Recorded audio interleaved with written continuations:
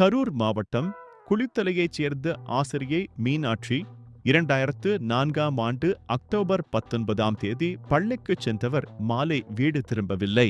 October 19, 2004 அன்று பள்ளிக்குச் சென்ற மீனாட்சி டீச்சர் வீடு திரும்பாததால் அவரது கணவர் ஜோதி ராமலிங்கம் காவல் நிலையத்தில் புகார் அளித்தார்.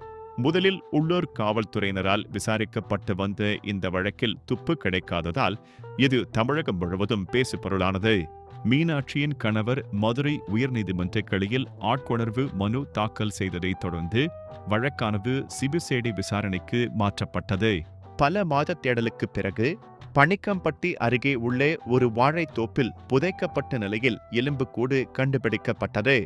அந்த எலும்புக்கூட்டில் இருந்த துணி, மெட்டி, கொலுசு ஆகியவற்றை வைத்து அது மீனாட்சி டீச்சரின் உடல் என்று அவரது கணவர் மற்றும் உறவினர்கள் அடையாளம் காட்டினர்.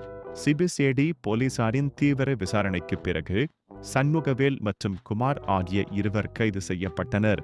அவர்கள் மீனாட்சி டீச்சரை வழிமறித்து பாலியல் வன்கொடுமை செய்து அவரது நகைகளை கொள்ளையடித்து பின்னர் கொலை செய்து உடலை வாழைத்தோப்பில் புதைத்தது தெரியவந்தது.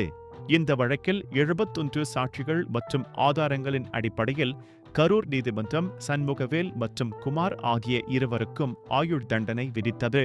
இந்த சம்பவம் தமிழ்நாட்டில் ஆசிரியை காணாமல் போன பின்னர் கொலை செய்யப்பட்டு மிக கொடூரமான வழக்குகளில் ஒன்றாக பார்க்கப்படுகிறது.